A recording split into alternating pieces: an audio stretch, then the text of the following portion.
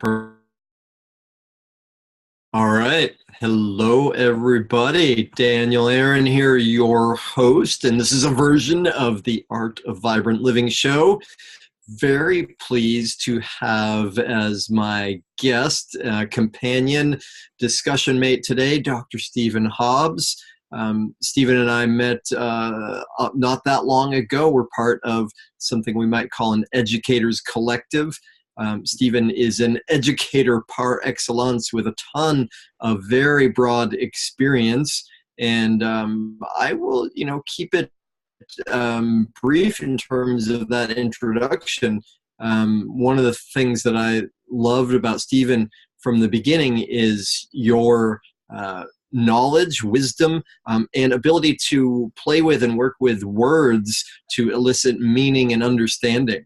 And for me and the people that know me, words and their power is something that's very important to me. So that's something that I'm sure we'll get into. So enough said for the moment. I thank you for being here, Stephen. Oh, it's great to be here. Thank you. Yeah. And before I get in, I'm eager to ask you some questions about the topic that we have in mind. Would you give our guests a little bit of an overview, a quick biography of your time up till now? Well, certainly. The best bet is to go back to 1987 on a road in Uganda in Eastern Africa, where I encountered a soldier who popped through the window of the vehicle I was in, a Kalashnikov machine gun. In it came, touched the tip of my nose, and I went, okay, I think I'm in a different situation than normal. I've gone through many roadblocks, but today was going to be a little different. And through subsequent conversations between that soldier and my driver, and me pushing the gun away and the gun coming back, the gun wobbling, answering questions for about 3 minutes, I started to realize something that was really deep was going on here. So I kept pushing and listening to the laughter of the other soldiers. And so you can appreciate there's a lot going on in that 3 minutes, okay? So a bit of a grunt groan, well, that's how I heard it, right? Off we went. And I'm looking through the side view mirror, and I said to my driver, how old was that soldier? And he said, she was about 14 or 15. And I said, okay, I'm starting to get the storyline here, okay? It's a young woman, 14, 15. The reason the gun was wobbling, it was just so heavy, she couldn't hold it up for the time we were together. The other soldiers were laughing because they saw that happen, okay? And it sort of sparked in me, that was her workplace. And I went, you know what? I'm going to commit to the future that says, I'm going to work so that no young person, male or female, or even an older person, would have to pick up a gun and shove it through a window in a workplace, right? That I would do something about that. And ever since that day in 1987, I have been committed to figuring out how to work well together. And that's taken me along a path of many different opportunities, many different travels. I've been around the world. I've touched down on 6 or 7 continents. I have been a university professor to a CEO of an education company to nonprofit manager. I've written 12 books. I've done lots and lots of things in my way of giving back and being for the world to have people not have to pick up a gun again. I sort of liken it to the following, and it goes back to your earlier introduction, which thank you, is when you give up on your words, you pick up a weapon. So that weapon could be bullying, it could be the machine gun through the window, it could be lots and lots of different things. Is when we give up on our words, we give up on our conversations, we give away that work well together. So that's sort of a really quick introduction to myself and where I've come from to be here today. Yeah, cool. Thank you for that. Such a powerful story, such a powerful experience. I can imagine how that moment imprinted on you and made an impression that's obviously stayed with you and brought out incredible passion to help us all. And it would be fun to dive into your whole experience. And it's so broad, we would not be able to talk about anything else. So part of how we got to this conversation is we were talking last week and talking about some of the perspectives you have on mentoring and coaching.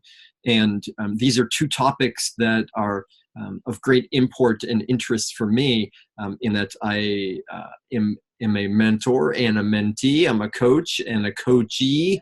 And a lot of the people that work with me or who are part of my network are also either doing one of those things or on their way to becoming one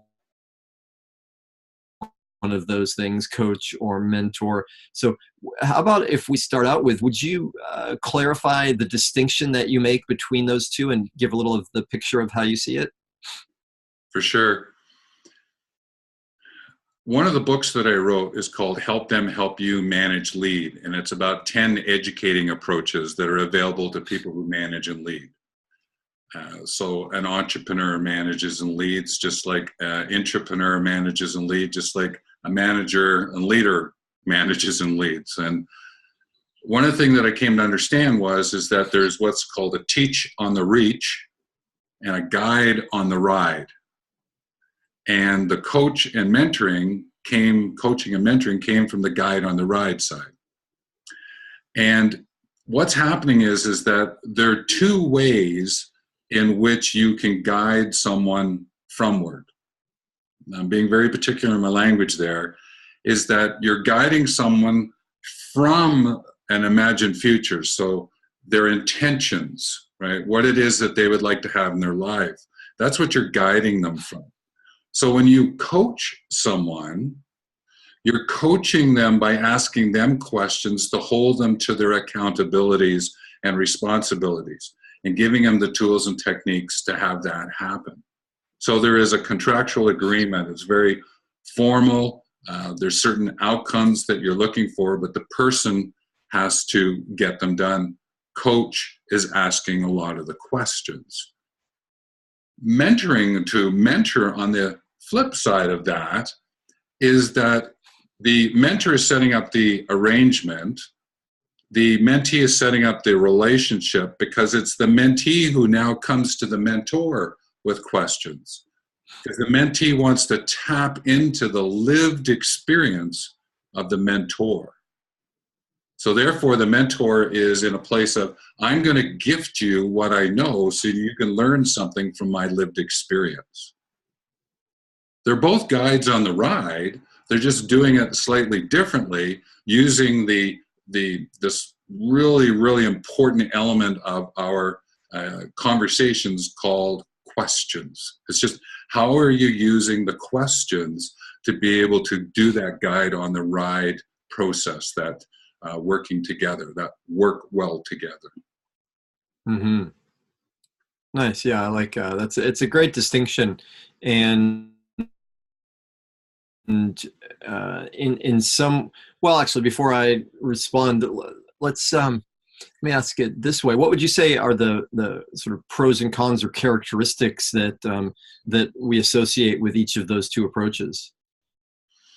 Well, the coach, you tend to think of that, okay, that's a paid position. I'm going to get myself a life coach, a business coach, relationship coach. Yeah, I know that.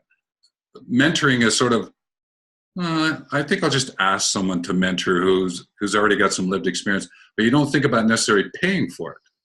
So that's one of the pros and cons about it, all right? The other thing is that usually a coach, all right, there's age, you're not always linked to age. You think from a coach, okay, maybe it's someone older, but it doesn't have to be, right? When you think of mentoring, you think, oh yeah, someone has to have lived experience, so they got to be a lot older. Well, that's not true anymore. It's really about what your lived experience is. So that's where someone who's younger can mentor you and gift you their understanding, their knowledge, their skills, right? So there's a storyline of age, right? So money, age. But really, I think where it comes down to is this notion of give and gift. Again, playing with the words here a little bit. When you're coaching, you're giving the time and the effort and asking the questions to get the person to where they decided they wanted to be. So you have a very particular sort of storyline that you're following, right? Got to get this done. Got to get this done. We've got to get it done in a month, or we've got to get it done in 2 months, or what? We've got to get it done. Mentoring on the other side is the mentor doesn't always know what the questions are going to be. You get a bit of a sense, but if that mentee is coming to you with the questions, you don't quite know where you're going to go with it. So you've got to gift your time and your lived experience to the person. So one, you're going to give it, another one, you're going to gift it. This give and gift, there's a slight difference, because the gift is, I know I've got, the give is, I know I've got to do it. The gift is, I'm going to be conscious about what I am going to share with this person. Right? And that's why I always link the gift and lived experience and the give to get that person to get it done. So those are some little nuances. I think that's in response to your question. Yeah, that's great. And from your perspective, I totally get what you mean about the way we tend to perceive and look at mentoring is that it's, well, I was going to say informal, not necessarily informal, yet not typically a paid thing. And what's interesting for me as I reflect on that is I think about back into my younger days, and always having been an obsessive learner, I went out of my way, without really knowing what I was doing, I went out of my way to create relationships with people that I considered mentors. And I just approached them, even though none of them were necessarily in that position in any other ways, and said, hey, I want to learn from you. Could I pay you to, teach me? And this was before I had heard the term coach as applied to anything other than athletics. So I'm curious, do you think that mentoring needs to be a unpaid thing, or is there room in our world for that to be a paid relationship as coaching would be? You're going to love the answer. It depends. It really does, because there are times where the arrangement, the relationship would be based on some money, because there is a mentoring marketplace out there in today's world. There is this experience that people are looking for and want to tap into. And so to be able to have the avenue of free or paid, it's going to depend on how the two people come to that connection.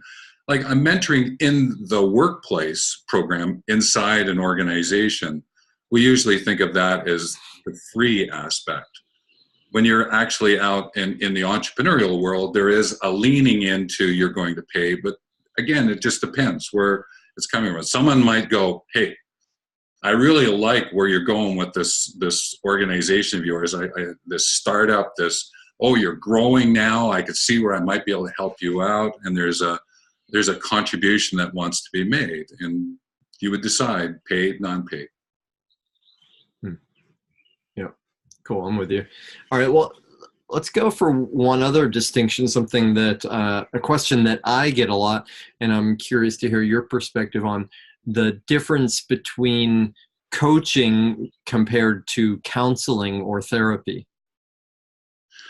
Yeah, when I mentioned about the 10 educating approaches, on the guide on the ride side, I would speak about mentoring, coaching, counseling, and shifting. And let me just speak very quickly about shifting. Shifting is, there's a career shift that needs to take place, and some assistance can be given, all right? Sometimes in the entrepreneurial world, that might be called, okay, you're going to do some kind of a shift, a life shift, because you're going to do a business pivot. that there's some things that happen with that guide on the ride storyline. With the counseling part, this is a really interesting one because people have an opinion and they're always willing to give the opinion, right, about where they're coming from or where they think you need to go, right? However, you got to be careful because if you're coaching and mentoring and you start moving into counseling, counseling is on the edge of really affecting the psyche of the person. Not to say from coaching and mentoring you're not going to affect the psyche, but when you're going into counseling, there's a different intention that goes into that conversation because what you're attempting to do is to deal with something that could be a deeper problem that could be linked to fear and guilt.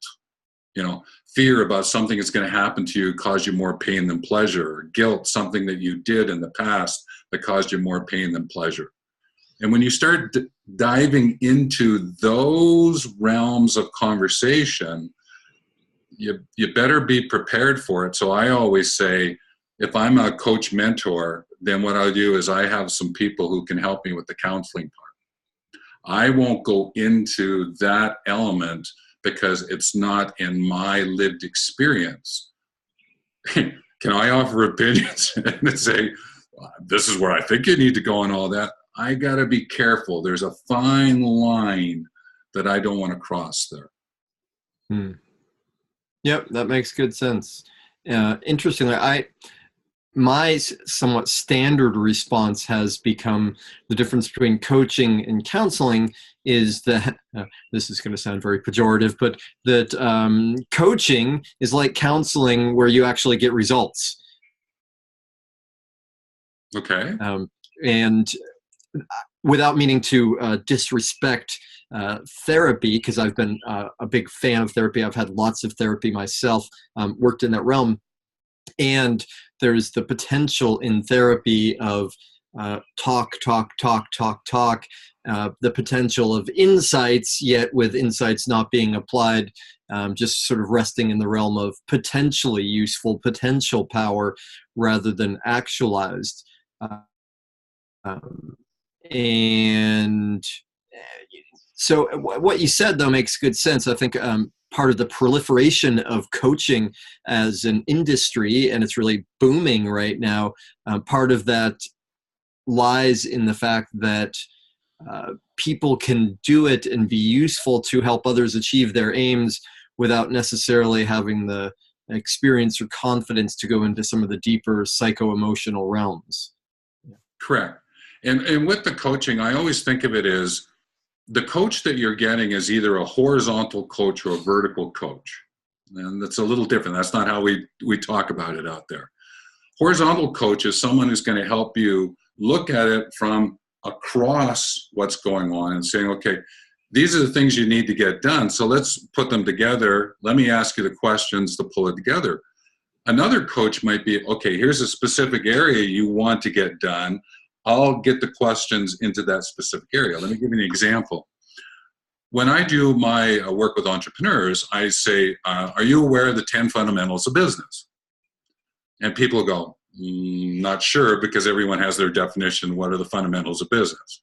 So we go through it and they go, oh, yeah, that's kind of interesting.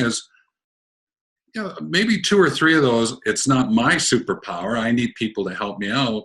And then I would have a conversation and say, okay, well, what of that do you need to know to be able to support the other 7? If you identify these 3, what would be the other 7? You've got those nailed down. What do we need to do with these 3 to help you? And I would do it from a horizontal perspective. I may not be, if finances is one of them, I may not be the one who would dive in to do the coaching on the finances part, because I have already agreed in myself that's not a vertical I'm going to go into. Can I talk about it from a horizontal perspective and how it links to the other fundamentals? Sure. And encourage that person, and then get them to go talk to their bookkeeper or their accountant. I can do that. I can set that up for people. Mm-hmm. So this vertical horizontal is that I get to know where it is that I'm positioning myself to be able to offer the coaching. But also one of the things, and again, this is just speaking from my lived experience, I tend to enjoy the mentor more than the coach, because I get to hold the space, the arrangement, let the mentee come in with the questions, and then have the, I'll use fun, play, recreation, the recreation, to have that opportunity to really have an engaging conversation with the intention of getting to somewhere, not just to have the conversation, right? I personally like that. And having had the pleasure of working in a lot of different kinds of settings over the years, I can pull, again, a lot of really great working examples for people. So again, some people lean into coaching, and they are fabulous, because I've had coaches, they've been fabulous. I've had a few coaches I'd probably said goodbye to, right? I think you could sort of say the same thing, right? But I've had 4 profound mentors in my life, and I learned so much from each one of them. The first one was that young woman, I call her my 3-minute mentor, because of that 3 minutes, she mentored me very quickly about what the world was going to be like and what was I going to do to be for that world. So I've learned from them, and I went, okay, how could I then mentor? How could I be an awesome mentor? And that's why I so enjoy it, both free and paid. Mm-hmm. You could have a book there that would rival Ken Blanchard's 1-Minute Manager with the 3-Minute Mentor. Yes, I think there actually is something there. I haven't had a chance, so thank you for reminding me, or a gentle nudge that there is something there that could work. Yeah. Perfect. All right. Well, let's go here for the next piece. This has been coming up a few times lately for me with clients and students. When I was new to teaching and coaching, I was full of excitement, and I had learned a lot, and I wanted to share what I learned with people, and I wanted them to benefit from the knowledge. And so what I did, which I can look back on now and say, well, that was, less than artful, is I fed a lot of information, and gave advice and said, this is a way to look at it, and this is what you can do. And not that it was harmful, just that now from this perspective, I can see, well, that was far less effective than it could have been. And one of the things that I've learned that you've already touched on is the real power in helping is often to do with asking effective questions. So this is the majority of my work is, and I think of it this way, asking questions and telling stories. To me is what I do, which if it's working well, what that does is helps people derive their own truth and their own answers, which of course they have greater ownership over, rather than potentially just adopting what I had told them. So I'm curious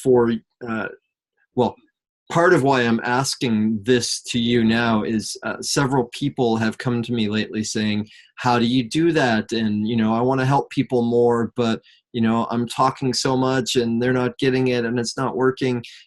So what's your perspective on the value of and methodology of questions? Great question. Woo-hoo. I'm going to go back to something that I learned from a gentleman by the name of Dr. John DeMartini. And he actually broke the word question up for me, and I just went, bang, there it is. That's what I needed to understand. And he said that question is made up of quest and ion. And an ion is a chemical particle that's looking for its complementary opposite. So it's a positive particle looking for a negative. It's a negative particle looking for a positive, right? So therefore, it's on a quest to find its complementary opposite. So a question is essentially looking for its complementary opposite. It's on a quest to find its answer. And we've heard probably that the quality of your questions indicates the quality of the answer you're going to get, and the quality of life you're going to live, and the quality of business you're going to operate. So therefore, in some ways, the question is like 51% of the connection. I'm just making up 51. It could be 52.26843 kind of thing, right?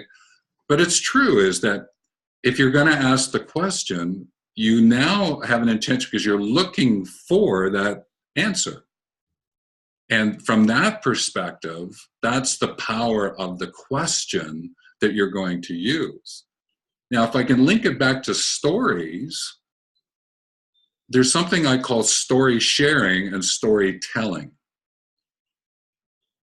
Story sharing is about leading, storytelling is about managing. So story sharing is you're saying, okay, I'm going to interact with you, the person, because I have something I'd like to share with you and do it in a story format. And there's all different kinds of story formats. There's the hero's journey, for example, right? But there's also there's the parable that you would like to share with that person because there's something that's important. And when you share with a person in words that are theirs, you touch their heart. When you share words that are from you, you touch their head. So that's why there's a difference, because storytelling is a lot of times it's about using your words to manage the group of people. So storytelling is to like a group of people, you're managing it. Story sharing is like sharing the story with a person. Again, slight little nuance difference, but it's like mentoring and coaching is usually for the individual. Instructing and facilitating is usually for a group. Usually. Mm-hmm. Okay. So the storytelling, story sharing, the value and power of questions, when put together in a correct way, can bring the group as it can bring the individual. And where the beauty really happens is when you can weave the two of those together and be in a room of a group of people and every person thinks you're talking to them. Right? Everyone thinks they've been shared with. And what would you say creates that dynamic where people feel that way? It's your understanding. It goes back to what I linked there is when you use your words, you touch their head. When you use their words, you touch their heart. And that's a paraphrase of Nelson Mandela. I always attribute where I get this really beautiful nuggets from.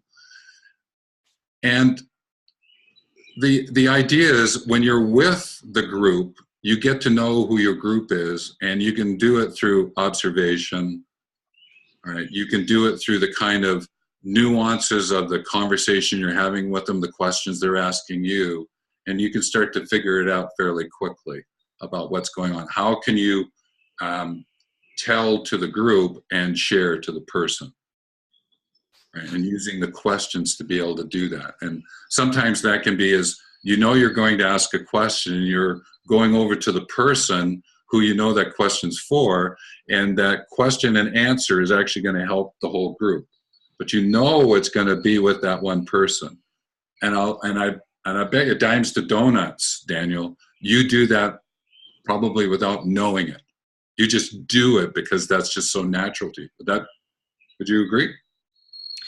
Absolutely. Yeah, that makes good sense. And part of what was coming to me from the way you described it, and there's some great nuances that you elucidate there. And I want to follow up on this difference between using their words or using our words.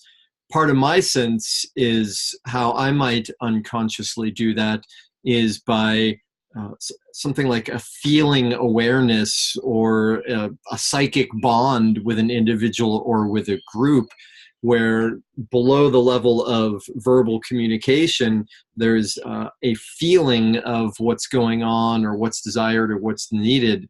And then, and I think of Milton Erickson, who's, said to be one of the greatest therapeutic storytellers, greatest therapist that ever lived. And one of the things that he taught about storytelling as part of a therapeutic setting is always go to a therapist or counselor, always go with your gut, always go with your intuition in terms of what story comes. And I have taken that on from his counsel. And so I tend to trust and hope that my feeling of what is desired and what's needed will bring to the surface the story. And now I'm thinking of it and perhaps the wording that fits for them. Does that make sense? And how does that square with your perspective on the words? That's great. I'm claircognizant. And I can be with a group of people, and I know I've got to ask the group. And then there's sometimes I know I've got to ask a person for the group, as for the person. I just have this sense that, and that's what I call navigating and weaving. Right? It's a form of educating approach. So yeah, I sync up with what you're talking about. There is something there. And if you allow it to come into the foreground, right, from the background, because it's sort of happening in your background and bringing it into the foreground, and you can work with this, then you open up so many more possibilities, because now you know how to story tell to manage the group, and you also know how to story share to inspire the individual. And the individuals within the group, and the group is made up of individuals, so you're navigating, weaving what's taking place. That is a beautiful, beautiful way to be with people. Fantastic. Okay, so now let's branch out a little bit. In some ways, our conversation has been a little bit for you and I, and if we take it broader to our friends that are watching or listening here, who are desiring to be of better service in whatever format we call it, coaching, counseling, mentoring, wanting to enhance their ability to help others and to ask effective questions. I have, a protocol or approach or counsel that I would give. What would you say is the way for them to deepen their ability to do so? Well, we know that there's something like the coaching institutes, both aligned with universities and private, and you can go get your coaching certification. There's that path. So I actually stepped in, as you know, I didn't lean into coaching, I leaned into mentoring. I, with a colleague of mine, created the international mentoring community with the intention of being able to give certification in the idea of mentoring from a knowledge perspective, but also into the certification of being a mentor from a competence perspective. So I went and used all of the experiences that I've had and worked to create these two certificates. So I offer, from that point of view, that's my protocol that I would use to be able to work it through. Now, obviously, you can go and read books and talk to other people and develop your own protocol, just like from a coaching point of view, just like from a mentoring point of view. But there are these other services, and I'm offering one of them in today's world, and we're starting to see traction. We just started to get it going. We're claiming a space, and we're going into it with the intention of getting more mentors into the world. Fantastic. And I think that's so needed these days as our society has developed into more of an kind of an instant consumer attitude, where we think, I paid my money, I did my weekend workshop, now I want to hang my shingle and be an expert. So for us to kind of step back and say, well, actually, sometimes the things that really matter, that are important, they take time, and it's worth it to devote ourselves to learning from people that have experience and want to share it. And it's great that you're offering that. And well, actually, might as well pause now and say, how can people learn more about that? Well, if they come to wealthmovement.com, WELLTH movement.com, look for the communities tab, and they'll see mentoring there. They just click on there. There's 3 or 4 pages. There's a link to getting involved and getting started, and off they go. And of course, at any point in time, there's the contact links on that page. They can always email me that way, and I'd be happy to answer questions. I've kept it really simple, upfront. Learn a little bit about what it is to get involved from an education point of view, certification point of view. We've got an online course. You can always ask to book a 29-minute free consultation, just have a conversation about it. That's all listed on those pages. So that's the best place to go and get started. Perfect. Okay, and I'll put those notes along with the transcript here, with the recording of our conversation. And aside from that, which is great, is there something that you could offer? And I know this is a bit general. You don't know who you're speaking to, but what would you say in terms of helping others via questions? What's something that's especially helpful, or even most important, for someone developing their skills in that realm? It goes back to a truism that is so true, it's a truism. When you listen, you learn. When you share, you educate. Let me break that down. When you listen, you learn. So when you listen to what's going on, you are taking things in, you're learning. So the question becomes, who's influencing you? Where are you being influenced? So is it coming in off of social media? Is it coming off conversations? Is it coming off, with your mentors and coaches? Where is it that you're being influenced? The flip side is, when you share, you educate. So anytime you speak, any behavior you demonstrate, anything that you write and send out is educating people about who you are. So who are you educating? And therefore, if you are listening, then you've got to do the listening. I say you got to. It sort of sounds like you should. But what I'm attempting to do is really pay attention to the way in which you're listening and bringing it in. And I'm using listening in the widest sense. What are you reading? What is it that you're listening to? And be very alert to the way in which you're sharing back out. And that's why understanding about coaching and mentoring, or the training, instructing, counseling, shifting, consulting, navigating, weaving, these are the kind of approaches. When you start to understand those, you can start to understand how you're going to influence the people that you are sharing with. And when you can distinguish, is that, oh, I'm facilitating, oh, I'm mentoring, oh, no, I'm actually going to weave, oh, no, hang on a minute, I'm going to slip into a little bit of counseling. Once you really understand that, you'll know which hat to wear. And therefore, to declare that to the person that you're interacting with. So every person in the world, when you listen, you learn, when you share, you educate. It's a truism for every person. Now, it's what intention you put into that to be for the world, not in the world, but to be for the world.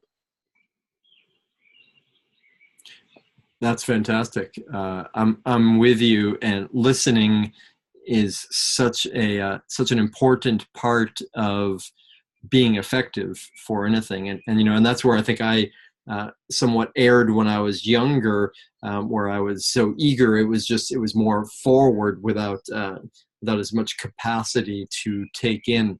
And maybe this will be the last thing I ask you. I've heard you a couple times make the distinction, use the phrasing, living for the world. Will you illuminate that a little more? A lot of times what we do is we are thinking about being in the world. Okay, I'm going to be in the world. I'm going to be a manager. I'm going to be a leader. I'm going to be an entrepreneur. I'm going to be a nurse. I'm going to be a doctor. I'm going to be a firefighter. I'm going to be a janitor.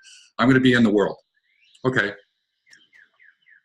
But when you're being for the world, if I'm going to be a janitor, I'm going to be for the world. I am going to do the best at being a janitor. If I'm going to be an entrepreneur, I'm going to be the best at being an entrepreneur. If I'm going to be a mentor, I'm going to be the best at being a mentor. You are committing to a better you for the world. And therefore, and you've hinted at, you've had your own coaches and mentors, you've had your own instructors and trainers. You know, when you start to pull all that together, you start to understand the importance of being for the world by bringing your gift, your lived experience, and sharing it. And what you said reminds me of a distinction that we all know that I appreciate, which is languaging on our work could be a job, it could be a career, it could be a vocation, it could be a calling. And from the outside perspective, the activities may look much the same, yet the intention and the energy with which it's accomplished is very different. Relating, I think, in a way to the being in the world or for the world. Yeah, it's similar to getting in your way or getting on the way. Right? So I'm getting in the way. Hang on a minute. I'm getting in my own way. Hang on. Well, let me get on the way. Let's get going here, right? It's sort of in and on. Those little prepositions, we both were talking about words. Those two little prepositions, right? In and for, in and on.